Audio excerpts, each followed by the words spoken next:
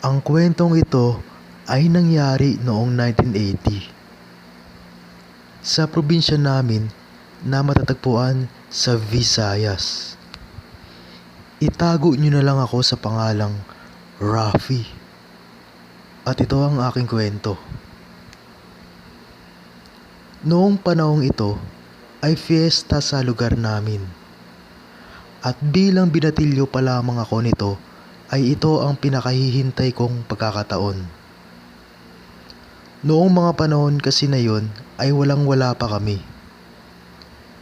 Maliit lamang ang kinikita ng mga magulang namin sa pagsasaka.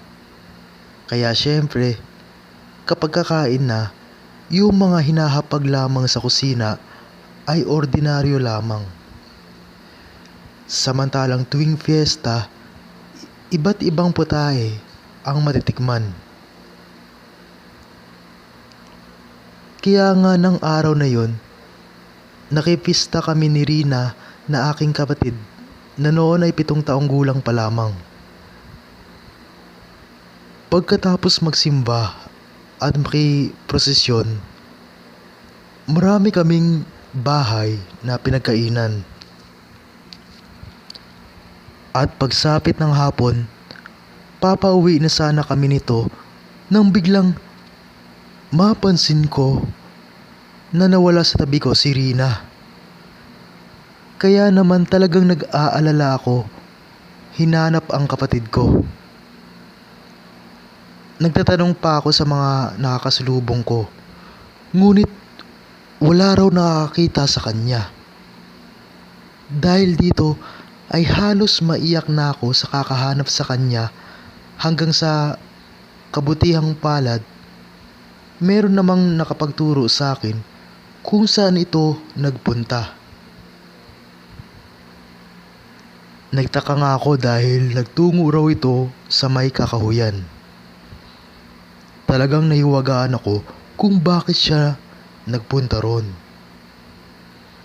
Pero syempre, pinasok ko yung kakahuyan na yon para lang hanapin na dahil magtatakip silim na noon.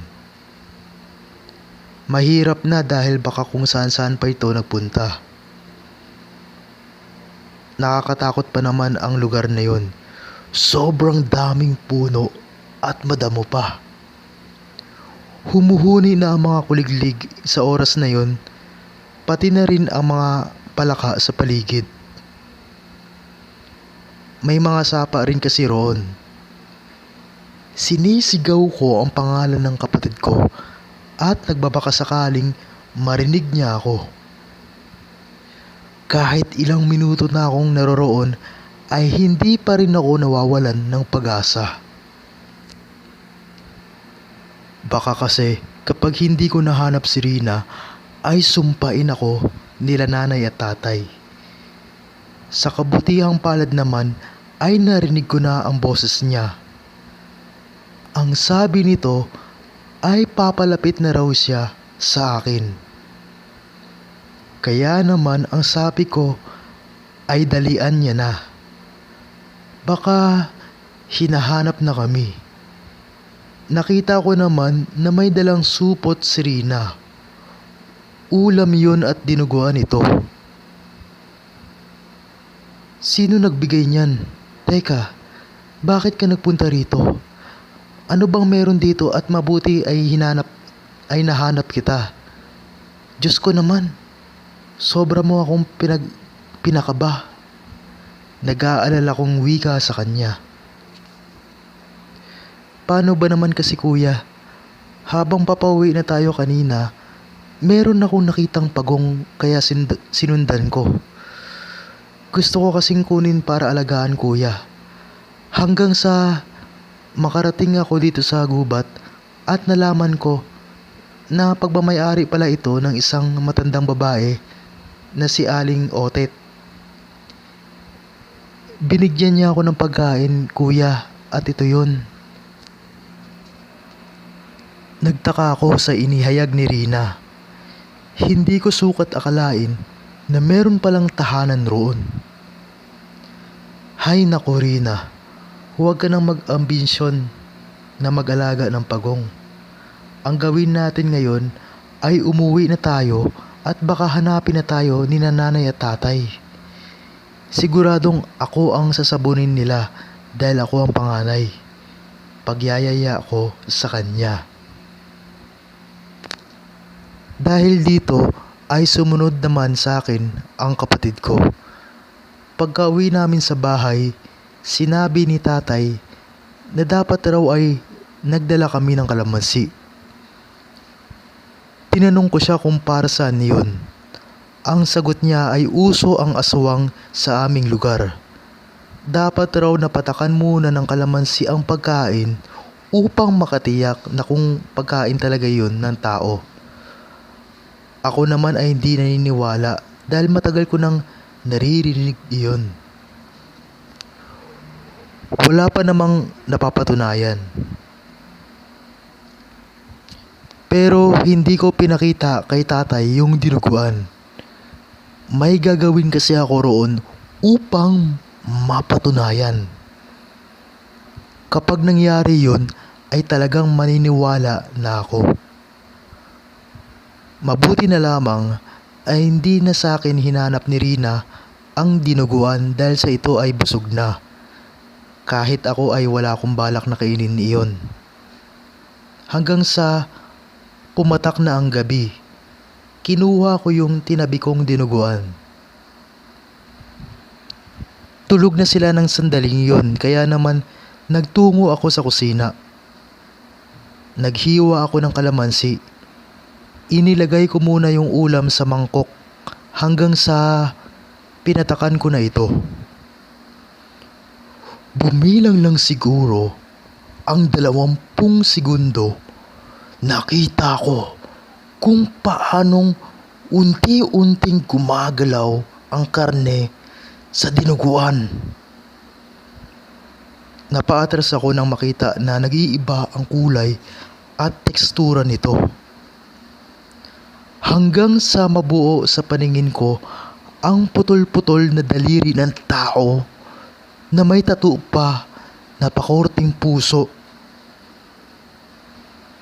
Dahil dito ay talagang napatakip ako ng bibig at masuka-suka ako. Pero nilabanan ko ang takot ko. Dinampot ko yung mangkok at itinapon ito sa malayo. Hindi ko alam kung ano ang nararamdaman ko ng sandaling iyon. Talagang natroma ako at para akong mababaliw. Hindi ko sukat akalain na totoo pala ang tungkol sa aswang at lalong-lalo na sa kakayahan ng kalamansi. Kinabukasan, nabalitaan ko na natagpuan ang bangkay ni Aling Nena sa may talahiban. Wakwak ang leeg nito at putol ang isang kamay. Maraming nagsasabi na ginahasa raw ito ng isang taong may sakit sa pag-iisip bago paslangin. May ilang araw na kasi itong nawawala at ang akala ay nagbakasyon lamang. Sa hindi malamang dahilan, biglang sumagi sa isipan ko ang tato na aking nakita sa daliri. Kumabog ng malakas ang dibdib ko nang mapagtanto na yung daliri na yun ay pagmamay-ari pala ni Aling Nena. Isa kasi itong manghihilot sa lugar namin at nang minsan akong pinahilot ni nanay sa babaeng yun, ay tandang-tanda ko na nasilayan ko yung tato na yun sa kanyang daliri na pakorting puso. Kaya iisa lang ang tumatakbo sa isipan ko nito, na biktima ng aswang si Aling Nena. At yung nilalang na yon ay yung tinutukoy ni Rina na isang matandang babae na may alagang pagong. Mabuti na lamang ay ganun lang ang ginawa nito sa aking kapatid. Ewan ko ba kung nananakot lamang ba ang nilalang na yon, at tingin ko ay naging kaaway ito ni Aling Nena. Kaya ganun na lamang ang ginawa sa kanya. Bago ang lahat, ay gusto ko lang sabihin na yung kapatid kong si Rina ay may special need, o sa madaling salita ay isa siyang special child. Kaya nang minsang tanungin ko siya kung ano ang itsura ng matanda sa gubat, nanindig ang balahibo ko sa kanyang sinabi. Isa raw itong matandang babae na wala umanong kalahating katawan. Mahaba ang puting buhok, may naglalakihang ngipin na nakausli sa bibig at may mga pakpak sa likod. Samantala, naiintindihan ko kung bakit walang naging reaksyon si Rina nang makita niya ang nilalang na yon. Dahil ganun nga ang kapatid ko. Ipinagpapasalamat ko na lamang na walang ginawa sa kanya ang manananggal, at baka gusto lamang kami nitong hawaan o baka takutin.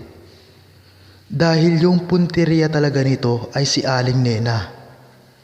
Iyon lamang ang mga palagay ko. At mula noon ay nadala na ako magpunta sa nakapangingilabot na kagubatan na yon. Naikwento ko rin iyon kay tatay sa bandang huli. Kaya kasama ang mga kaibigan ay pinuntahan nila ito para sana tugisin. At sa hindi malamang dahilan ay hindi nila matagpuan, at magpahanggang ngayon ay palaisipan pa rin sa akin kung bakit. Hanggang dito na lamang po ang kwento.